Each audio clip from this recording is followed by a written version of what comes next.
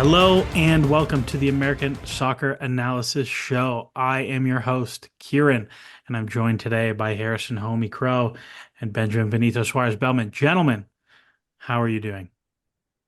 What up, K Dog? Doing good. I Does K am Dog I'm work? K Dog works. I'm current Okay. This K Dog is currently fleeing the fires of Reno that canceled the vice Uh, presidential rally yesterday.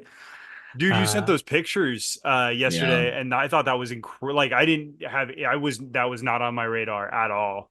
it's like very like it's I can see the fire from my house. Like at night you see the flames. hmm Yeah, it's very crazy. Oh, that's so overwhelming.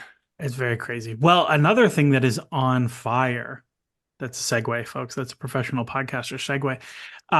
The Colorado Rapids recruitment team just signed Reggie Cannon, who was just let go by QPR after fleeing Boa Vista for unpaid wages. Ben, as our resident kid, thoughts on signing Reggie Cannon?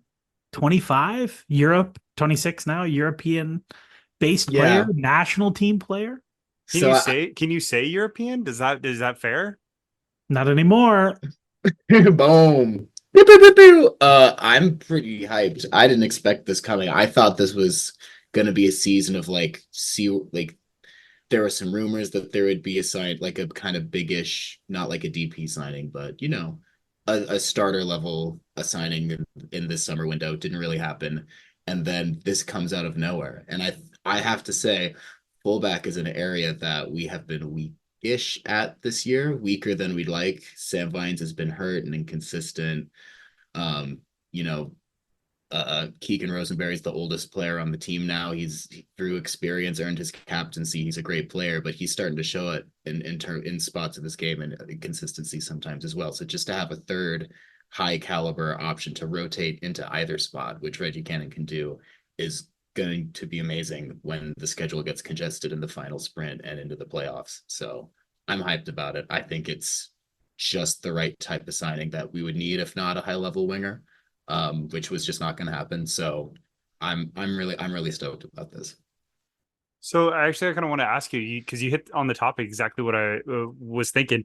Um, Keegan Rosenberry is still, always pretty solid, but the problem has really been on the left side. You see him fitting in on the left side. I mean, I know Sam Vines is ultimately that been there, but as you said, he's been injured. I guess he's supposed to come back possibly this week, maybe next I week. I don't know. I mean he's had knocks throughout his career. I'd say like he did have injuries when he was in Belgium. Um he like I don't know what's wrong. He was a player that I thought was great in 2021, but I couldn't tell you why exactly because the G plus stats never liked him, and they're not that changed, and now everyone thinks he's not hitting it anymore. And you can tell there's clear lapses in judgment, clear gaps that he leaves exposed. But I mean that happens at different spots in the Rapids defense. It always has, and I guess it's always going to until the salary budget gets increased from ownership, maybe. But it I think it just needs competition. Like he was good in Belgium. Like he earned starting minutes in Belgium. He helped get them to the Champions League in Belgium. And then whatever happened. He didn't get included on their squad. Something must have gone down because I maybe it's affected his psyche or his comfortability. I think it's helped to be back home to have starting minutes, but he just hasn't looked the same since. So maybe having competition, maybe not having the world on his shoulders will help. But I don't think the club's going to turn their back on him. But it certainly is a statement to suddenly sign another starting level wingback who can, soak up minutes when needed. Although I have to say Jackson Travis has been good, like not a glaring weak spot. I wasn't too concerned. So this is more upside than fixing a concern. Jackson Travis sounds like a football manager region name. I genuinely was unaware that the Rapids had a player named Jackson Travis. Uh, I think Homegrown, I I think think. that Country superstar Jackson Travis. absolutely he's playing in Reno next week, I think. Um, I think I like the idea more than I like the execution. Like Reggie Cannon was pretty terrible in his time in Europe. Like he's just like a fullback who doesn't do anything. Like he tackles a little bit, but doesn't really move the ball forward, doesn't create for others. Like it's a weird choice, but I appreciate, and I like criticized RSL for being like kind of cheap, but like you just sold Bombito for a boatload again, like, and you're actually pretty good this year. You should behave accordingly. Like Daryl Morey has a quote that like whenever you are within 5%, if you have 5% win probability for the title, you should go all in. And like MLS is even kookier than the NBA. So I think like being aggressive, I don't like the choice of who they've been aggressive with, but I think being aggressive is the right call for where the It's Pids about are. who's available, though, right? Maybe Well, that was the window's closed, so they are exclusively limited to free transfers, which Reggie Cannon is. right. So yes, Exactly. that is absolutely part of it. But they could have gone and gotten, I don't Yeah, the know, transfer over the transfer Memphis window. Depay or whatever. I mean, like Bellman said, they need a winger. So I mean, Yeah, yeah. Okay. I don't think Memphis Depay is coming to Colorado for Look, they TAM money. pay twenty Commerce million City. dollars. Maybe You back a truckload of money. I bet you Depay would go to any number of Midwestern maybe towns. maybe he really likes to ski. Well, a team who has backed the Brinks truck up a few times, usually to the owners of South American football teams, is Atlanta United. Atlanta United parted ways with Carlos Bocanegra, who I can't remember exactly what his title is, but some sort of recruitment technical director, GM-ish title. Last week, he's gone.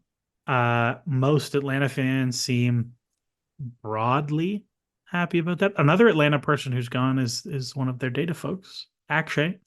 So we'll see where he goes. Hopefully big things.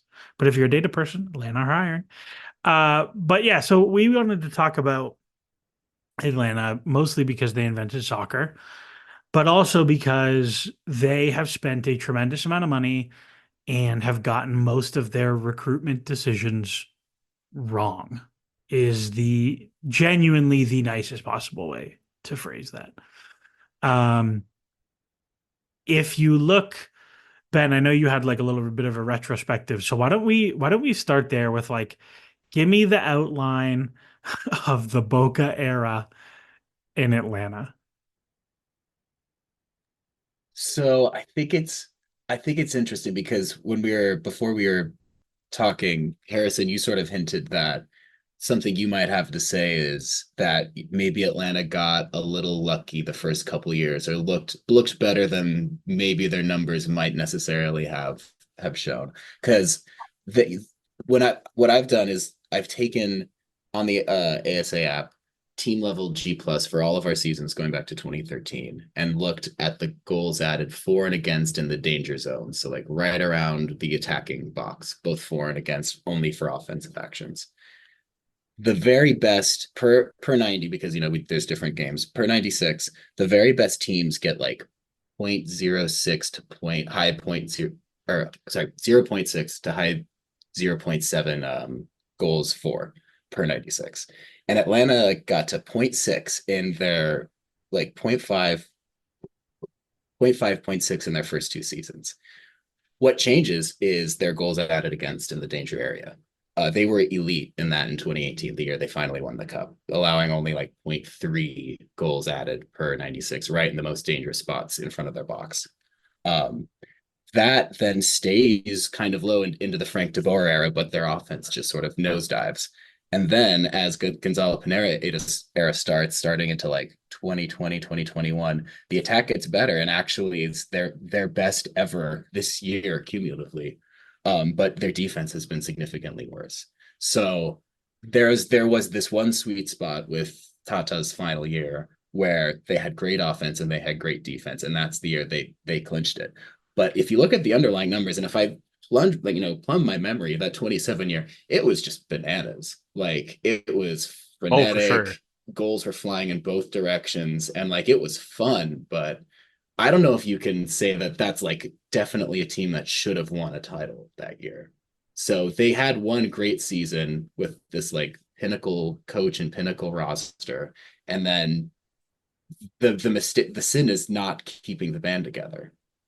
I like They could, but they kind of They ran out of couldn't. money. They Mhm. couldn't, Well, right? well, well, Yeah, well, it would. well. They didn't run out of money because clearly, based on what follows these 2 years. But I think this is a good They place to ran a start. cap space. So Okay. And Tata didn't want to stay. well, yeah, Tata resigned at the end of two years. That's a huge marker. So listen, so he left to go take over Mexico, I think was his official Yes. reasoning. But like, why would you? Whatever. I think those two teams were like super legit. Like, if you look at as a duo, at least Almiron and Joseph Martinez, like those are absolute all timer home runs, and those are all timer home run recruitment decisions to the degree that without those, Bocanegra gets fired 3 years ago. But Sooner, maybe. those are such big home runs, like they buy you so much goodwill. And what's funny to think about is if you look at Atlanta's recruitment since then, it is obviously significantly more spotty. But if you also look at the people who left Atlanta to go run other teams, their recruitment decisions were not very good. So, and there's one obvious one who will go without being named, but that's like a not great. That is a not great record for that group. And it's like, okay, did you just get really lucky with Tito Villalba and Miguel Almiron and Joseph Martinez? And I think that's certainly part of it. At the same time, those teams were super, super legit. And I thought they did a pretty good job filling in the pieces around them. Like Jeff Lorenowitz was a key Jeff signing for Jeff me. Lorenowitz Michael and Parkhurst, yeah, Parkhurst Mhm. in the first season Darlington uh Nagby. and Julian Gressel is a draft pick who like Yep. they traded like Donnie Toya or something. They traded Donnie Toya to Orlando to get the pick that became Julian Gressel. And they drafted Miles Robinson. And they drafted Miles Robinson second overall. Like that was a very legit set of decisions. If we move on from there, Tata Martino leaves. And who do they hire? But a man once described by Jose Mourinho as the worst manager in the world in Frank de Boer. He actually had they were actually pretty good that season as well. Ben, I'm curious, what does the G plus stuff say? The 2019 season, where do they come out? They were at 0.5, which is kind of It's middle of just the road, and their goals added against is 0.4. Is terror That's not very So good. yeah, it goes bad in both directions pretty much immediately. Not great. I think they get whooped by TFC at the end of that playoff run. And then after that, the pandemic happens and De Boer is fired and they hire Gabriel Heinze. And then that team is bad with like 10 new South Americans, none of whom are particularly good. And then Joseph Martinez tears his ACL, and then the team is bad again. And then they fire the manager, and then it's a new assistant manager. And then they hire Pineda, and then that team is never very good. And now we're here with like 6 rotations of South American transfers in between those two. That's the story. Like, if you go look at their transfer market, like it is just miss after miss after miss on big transfers. And like some of them they get saved by like South American teams buying them back for decent money, or they get saved by Middle Eastern teams or Thiago Almada they made a little bit of money on. But like Thiago Almada, they were like, oh, we're gonna get 50 million for him. And then they sold him for like 20 in a sell on. but And no one from Atlanta United was. I mean, yeah, of course they were asking for ridiculous amounts, but let's swing on the other side and say realistically, no one expected $50 million. No one realistically, nobody in the business expected $50 million. no, well, maybe I don't know. Who knows? Like I think Someone must have, like I'm sure someone. the summer before when people called, they said 50 million. I Oh yeah, believe for that. sure. For sure. I'm not disputing that. I'm saying that realistically they were never going to get it. I mean, they were asking for the sky because at that point in time they could, right? But they weren't going to get 50. You don't get, $30 million by asking for $30 million. You get $30 million by asking for a higher sum, right? And working For downward. sure, for sure. And I think like if we're being honest about the Bocanegra era, he's sold pretty well. Like that's a real end now. It is hard to say how much is him and how much is Lagerwey in terms of sales towards the end. It's always very difficult to apportion merit or blame. Um, like this summer, they sold Giacomakis and Caleb Wiley and Almada for a combined more than $50 million. Like that's huge. And like Giacomakis, like I was pretty critical of that sale, but it sounded like he didn't want to renew. He's 29, turning 30 in December, like has a fairly gnarly injury history. Like that's a fine decision to move on from Yeah. him. Absolutely. Even though Um, it sucks in the middle of a playoff race because they are on the verge of not making the playoffs, which well, this is the thing is like they probably won't make the playoffs. Hmm. I don't know. I don't think it's a given that DC United edge them out. I I just don't know. don't. Like they're like not doing super hot. They've won one of their last six. I mean, And actually, that's not correct. I'm definitely not looking at the right thing.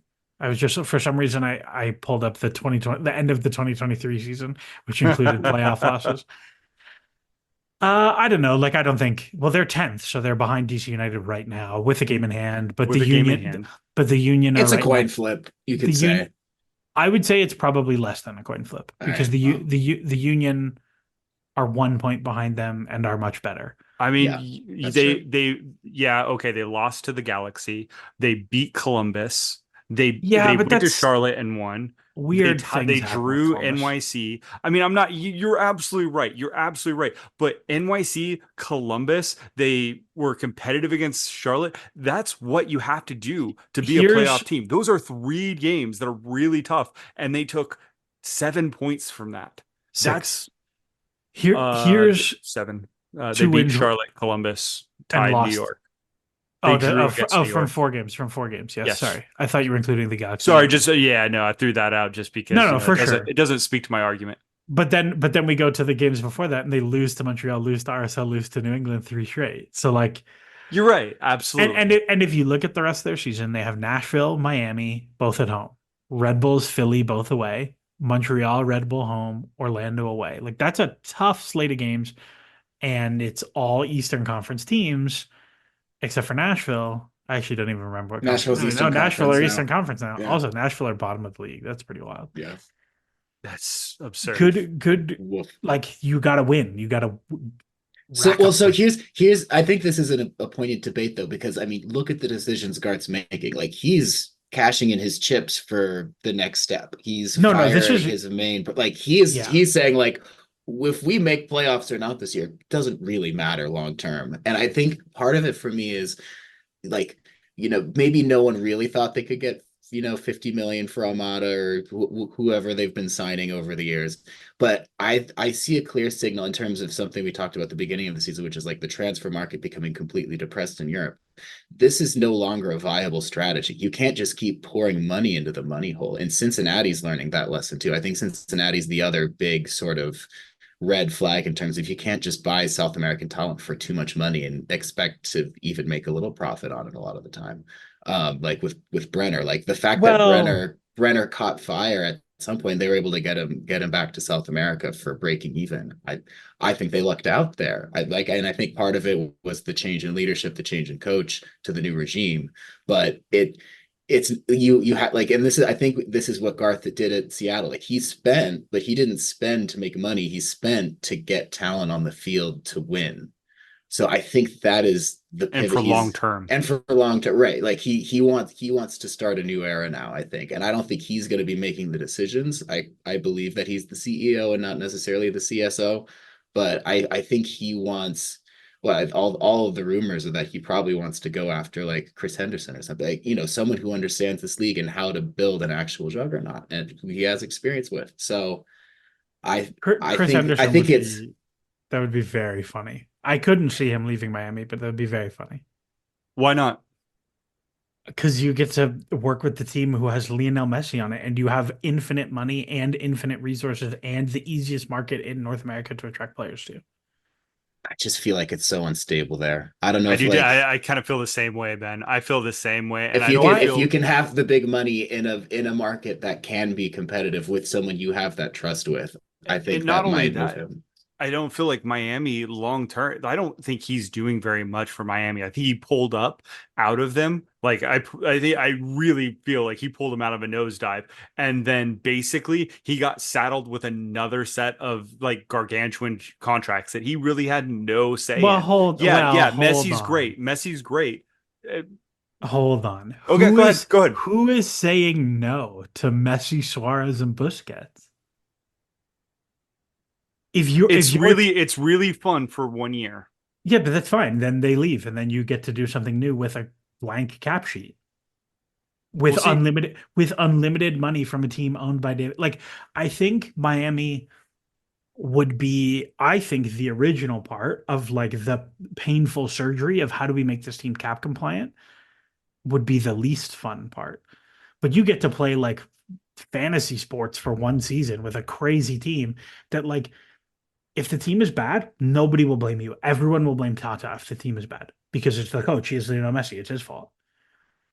Nobody's going to be like, oh well, he had to get rid of Gregor and Jean Mota. Like nobody's going to say And that. Yedlin and Yeah, but nobody's going to say that. Nobody's going to talk if because it's Messi. The only person who will take the sword is Tata. I think. no, you're not wrong, but Not that why do you Atlanta's want to sit not. on a team that's like, well, at least I won't get blamed for it. Well, I No worries that we go down in flames to No, but decisions that I couldn't make. You know what? It doesn't matter. I'm not going to get fired over it. Like well, sports, you know very well, being in a room and not being listened to as somebody for that's an sure. elite decision maker, like that only goes so far. Like For it's sure, but great. I don't think he's not being listened to. I don't Okay. think he's not being listened to, but my read on what it would be like to work at that type of job is I would rather work for Garth and Arthur Blank than the Moss brothers. Would you rather live in Atlanta or Miami? I plead the He's not living fifth. in either. I don't want to live in either place.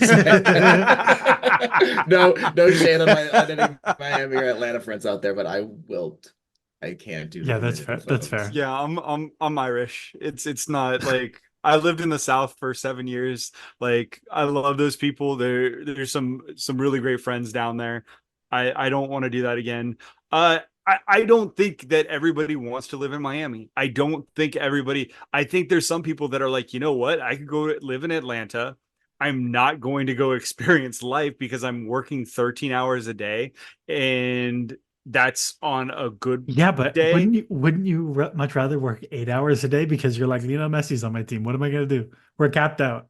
I did my job. We're cap There's no compliant. way there's no way that Chris Henderson is just phoning it in right now. There's no way. You can't convince me This of guy's that. watching college soccer to try and find the next draft prospect. You're not wrong. He's either that or he's in some bushwater like No, Columbia City, he no, yeah, like he's watching Ecuadorian second division to find third division. the next kid that he can get for like $8 on the cap. Yes, Because 100%. every week I feel like I open Twitter and I see a new player has signed for Miami, and like today they signed some guy named Oscar Ustari, who's an Argentine goalkeeper free agent, uh, to be a backup while their actual backup is out because they could just find international spots grow on trees in Miami. See Columbus, there you go. Uh, yeah, I see that. Jesus. Can we actually hold Sorry, on? sorry. We're gonna hit a pause on talking about Atlanta for 2 minutes so I can get this out. Go for it. First off, Yeah, I do not understand why Seattle fans are so mad at Columbus for not having a backup goalkeeper, then being mad about not having a backup goalkeeper on their bench in a game that they won for nothing. Why do you care? First off, that's just number one. Second off, anyone who says that this is a labor issue, that oh, Columbus should have just signed a fifth goalkeeper to a senior contract and stop being stingy with youth development money, as if they have not been the model franchise for bringing kids through the system into senior pros and doing the whole thing, is ridiculous. And the third thing that I will say is it is absolutely a shambles from MLS that a team who used call ups for games while Patrick Schulte was away at the Olympics, which are supposed to be a specific hardship exception, but for some reason was not granted to Columbus, that they had to use an official call up for a friendly versus Aston Villa because actually it's not a friendly, it's the League's Cup showcase game, which is now an official match. So I hope all those players got their match bonus for playing in that game, and I hope those stats go on the official MLS 100%. website, which is so ridiculous. There's no pool goalkeepers anymore in MLS. That's not a thing anymore. What are they supposed to do? Sign a fifth free agent to play? Like, just let them call up the academy kid like everywhere else in the world. This is such a ridiculous scenario. It doesn't even matter that they lost the game. And I'm glad it happened because it's funny to watch Sean Zawadzki play goalie for 51 minutes. He has now played every single position for Columbus except for goalie and left 10, or except for striker and left 10. So I hope Wilfred Nancy like makes it happen just for the memes. Ridiculous situation all around. Back to Carlos Bocanegra. Uh, Regardless, this is the end of his time there. And whether it's Chris Henderson to come in as the new chief soccer person or somebody else, Atlanta are like a very fun little blank slate for next season. And Ben, I think to bring it back to something you said before, I think you're absolutely right that like Garth is making decisions for next year, not for this year. And if they make playoffs, whatever, it's all gravy. If you Garth Lagerwey calls you, Harrison, and says, "Bro, I need you to be my new chief soccer officer." Where do you start? What's like the first thing you look at and you're like, this is what I have to do to build this team? I think it's funny that you couldn't even get through that hypothetical without even laughing to begin with. I'm sorry. It did happen. No, I'm sorry. it's fine. It's fine. Like, look, I'm not my first call, so it's fine. Actually, come back. So honestly, like they keep trying to fill this number 10 Miguel Almiron spot. Like they've gone through several different iterations from Almeida's most recent one. You have Moreno. They've had several. PT goodness. I think that what you need to do first is solidify a goal scorer. Yakimakis, basically, as long as they had him, they had somebody that could score. That's number one. They need to identify what their goal scorer is. The flip side, kind of like what Bellman said, right? Like you got to have a strong defense, and that was one of the biggest problems with Pineda's tenure, is that they just gave up goals in inopportune times. And I think part of that was, well, you had Robinson injured a lot, and that really kind of sucks, especially for a player of his caliber that you're depending upon. But also, they didn't have like a lot of seniority on that back line, and I think that they need to go and find that next Michael Parkhurst or Jeff Lorenowitz or somebody that has that veteran savvy. And I know, like when we talk about it on analytics shows and stuff, veteran savvies, we kind of joke about that to a degree, because it's just that throw it out type catch-all term. But seriously, just having somebody that has that experience, the Chad Marshalls, that's important. I think that they can find that. And So, I'd somebody be like somebody like Miles Robinson, would that be useful? somebody like Tim Ream, that No, maybe no, he's too for a you think you rebuilding think team. you He's think too Char old. you think Charlotte's going to hold on to him for long term. I think Well, you hold throw a on, one hold you on. throw a year out at him and stuff. I don't know. I don't Well, know. hold on. Tim Ream just got to Charlotte. And I think like I think I flagged him on our transfer show saying like he was one of my favorite transfers because Yes. Charlotte are making a push right now. I think Yes. Atlanta like it would make no sense to do that. I also think their backline is like a little bit older than maybe you think it is. Like Brad Guzan's 40. Oh no, for sure. And I'm not even thinking about Brad but Guzan. I'm even thinking about what but that but even beyond him, center like back tandem, or like what three back Bro, is what they keep going towards. Brooks Lennon's 26. Caleb Wiley is gone now, but was 20. Derek Williams is 32. Gregerson is 29. Abram is 28. They had Dax this season.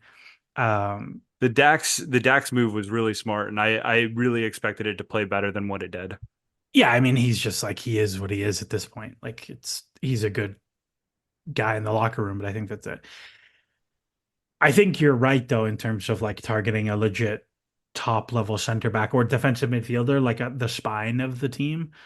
I think Atlanta have been very soft. And if you look at like the really good early teams of Atlanta, like they were not soft. They had lots of flair players, but they were not soft. They were physically, like I remember the TFC Atlanta playoff games were bloodbaths.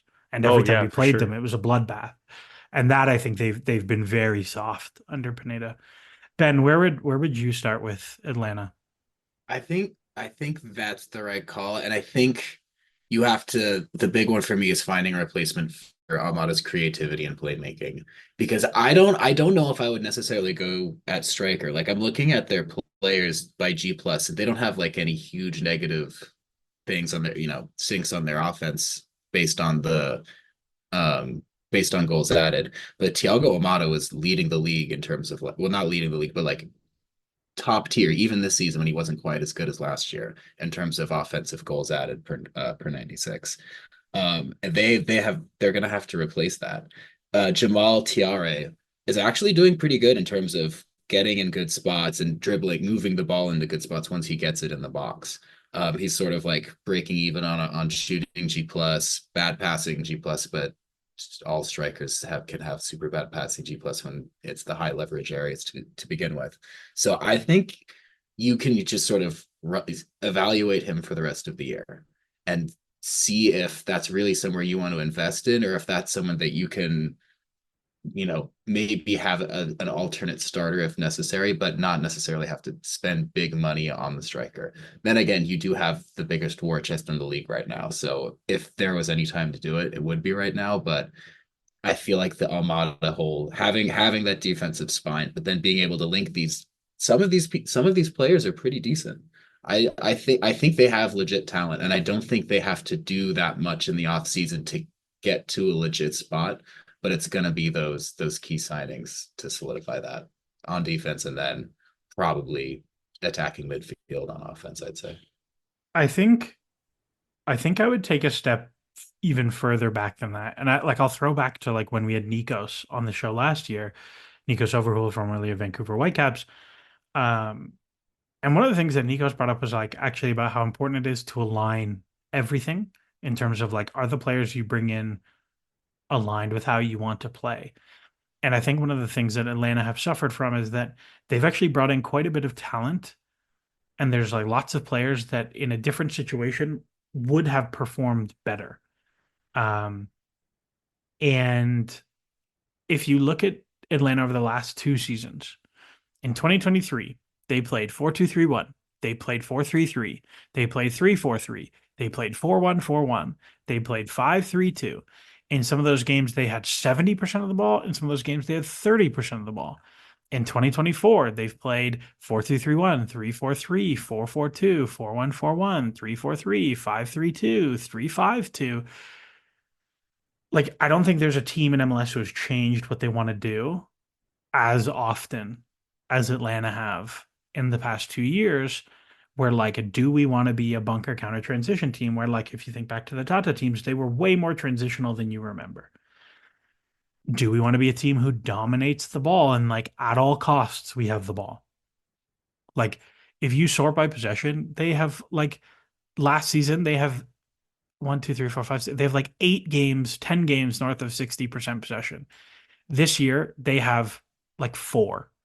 And this year they have 30%, 31, 36, 38, 30. Like it's impossible to build a team when half the time you're a super transitional team and half the time you're a dominate the ball team, because it's impossible to plan a squad like that when you only have 30 squad spots and there's a salary cap. It's not possible. So I think if I were Garth Lagaway or I was somebody getting called in, that would be where I would start, is I would take a step back and say, how do we actually want to play? Regardless, that is our time for this week. Shorter episode. Hopefully it fits into my commute exactly of 35 minutes. So that's the goal here. But if you're enjoying the show, if you want to support the show, check out our Patreon. There's one tier. It's $5 a month. Um, it also covers a lot of our server costs, which are going up. Um, Databricks, come on, guys. And things like Y Scout for ASA, another fee. But it really, really helps us out, and it makes everybody at ASA is a volunteer. None of us are getting rich, so it makes things a lot easier on our end. Also check out the Expected Own Goals show. They dropped an episode like an hour before we're recording, bidding farewell to Alex Morgan, which was pretty cool. BSA, Bay FC have snuck into the playoff spots with a few games left in that season. And the US drew New Zealand and lost to Canada. So maybe it's going to be Canadian soccer analysis next season. That's all from us, Ben and Harrison. Thank you both for joining me as always. And as always, enjoy the soccer. I thought we played extremely well. I told the team that we are going to win a lot of games if we play that way. We are very disappointed with the officiating.